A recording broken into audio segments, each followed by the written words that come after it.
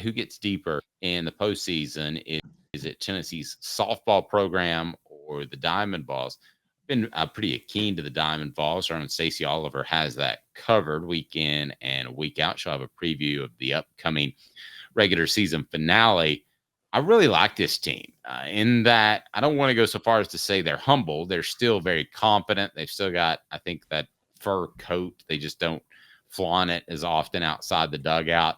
I like this team. I like a lot about this team. I like their approach. I think they're playing without getting overly noticed, and they were 2 years ago. I think they could sneak up on some teams. I like them all around. I think it's a matter of time till Tony Vitello wins a College World Series if he stays at Tennessee for the next 10 or 15 years. I really do. I think Tony Vitello will win it too, but I think I'm going to say this. It's the softball team this year. Softball team has the number 3 overall seed in the NCAA tournament. And for those that don't know, softball tournament, because pitching has so much more dominance over it, it's less of a coin flip. The NCAA baseball tournament, I don't care who the seeds are and who the teams are. You might as well flip a coin if you win that series, quite honestly. It is a total luck sport. The most luck way of crowning a champion in any sport, that in the NHL playoffs. Because of that, you can never get better than a 30% chance of winning the NCAA tournament, no matter how good you are. If you're a top 3 seed in softball, you can get up to a 40% chance of winning the NCAA softball tournament. The Lady Vols softball team have the 2 best pitchers in the SEC Pitcher of the Year and Carlin Pickens, and they also have Peyton Gottschall, who might have – it was between those 2 for SEC Pitcher of the Year. So I think when you look at that, I think that they are low. They don't just have Monica Abbott, who we agree was a legendary pitcher for Tennessee back in 2007 and almost single-handedly won them the College World Series. They have 2 now. They can actually rotate Randy Johnson and Kurt Schilling style.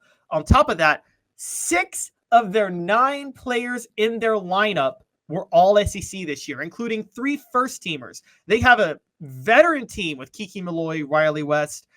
I think they have a very good chance of winning it all. And I think also just there is kind of a curse. I don't like to make patterns out of things that aren't there. Sometimes it's random, but something does stand out to me about the fact that the number 1 overall seed in baseball hasn't won the NCAA tournament, Dave, since 1999 when they first started doing overall seeds.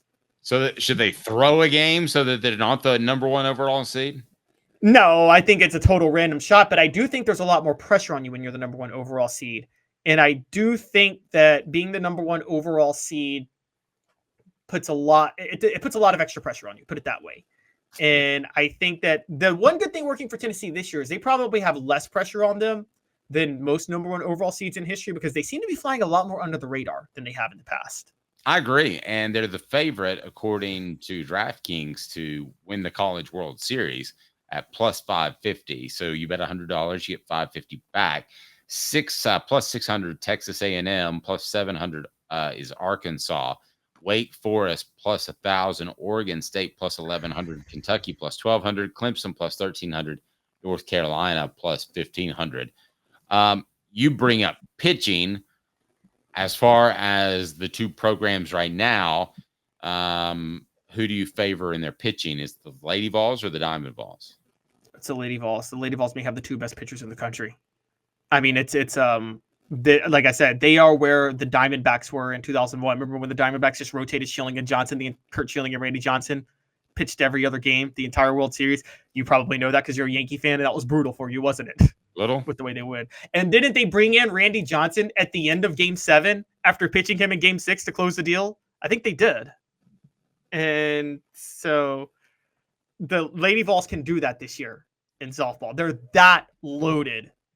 They have the 2 best pitchers in the whole sport. So I think that's a big thing. The men's baseball team, by the way, they're loaded too. Don't get me wrong. They are loaded with talent, and they are a home run hitting machine. And I've always said one of the dumbest statements ever said was chicks dig the long ball, because honestly, no, baseball aficionados dig the long ball because the long ball is the most efficient way to score in baseball. Okay, the idea that you shouldn't value the long ball more than any other type of the long ball too. There's nothing wrong with that saying. Chicks love Derek Jeter more than anybody else in baseball. He wasn't a long ball guy. As a matter of fact, Derek Jeter is one of the most overrated players in baseball history because he was a dime a dozen. purely stupid. But not a top 5 Yankee of all time. Friday night pitching. Well, he's not top 5, but he's top 20. Barely top 10. Friday. Oh, well, maybe we're on the same page, just in a different way of phrasing it. Because I don't even know these top 10. Friday night pitching duo strikes again, writes Stacy Oliver on our page. Listen, when you have Chris Stamos and reliever AJ Causey, I think you're in pretty good shape to go up 1-0. And I don't think you can overvalue how important it is to win that first game. It seems like Tennessee, and you would have to fact check me on this, but doesn't it seem like Tennessee has an early stumble when it gets to the postseason? That was particularly the case last year against Georgia Tech, and then it leads to their downfall. So the fact that I think that their pitching duo wins almost any matchup on a Friday night with Stamos and Causey, I really like their ability to go deep into the playoffs. But you and I both know the College World Series, if it's not the toughest sport to predict, it's right up there, is it not? It is the toughest sport to predict. It is the absolute toughest sport to predict because it is literally the biggest crapshoot in all of sports. I mean, the College World Series is an ultimate crapshoot. It is the NCAA tournament is a coin flip, guys. It's a complete coin flip. If you were to do the element of randomness, sport after sport after sport, the baseball NCAA tournament would come in number 1, leaps and bounds ahead of every other sport. First of all, baseball is a sport, Dave. Isn't it the one sport where, among any sport, if the best team in the nation plays the worst team in the nation, the worst team in the nation has the best chance to win of any worst team in the nation in any sport? Until they added the 3-point line in basketball. I think it's arguable. It's arguable. I think somebody could get hot and hit about 15 threes, and then you're a different basketball team. Yes, but would you? Okay, a 16 seed will beat a 1 seed in either the baseball tournament or the NCAA tournament next year. You have to bet which one did it happen in. You're taking the baseball tournament every time. I definitely would. Yes. Yeah, and that's where I'm at because it's so random. This is just not an effective way of crowning a champion. Baseball is not a sport that should have a lot of tournament teams. It should actually have a few because the regular season is the only way to really separate the talent. So I just think this was that's why I think it's so hard to win. I think if you're one of 64 teams in a tournament in baseball, I don't care how good or bad you are, you have a 1 in 64 chance of winning that tournament because it's a lottery situation. Derek says, I love the randomness of the College World Series. Now, that being said, do you give Tony Vitello any more slack on the leash if he doesn't win a College World Series anytime soon because of the randomness? Does that factor into how you judge his success or lack thereof, Caleb? This is what I hate about legacies is because championships are so much more of a luck thing than basically keeping a team in the running for a long time.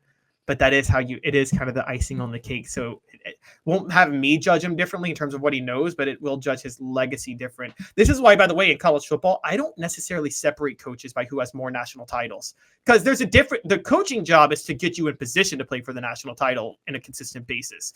Actually winning it, that becomes the luck of the bounce, isn't it? Most of the time. Yeah, it does. No question about it. I think there's a luck of the draw factor in both sports. It seems more impactful on the men's side. Yeah, I agree. It's in baseball, you mean? Yes, it's luck of the draw is much more impactful in baseball than anything else.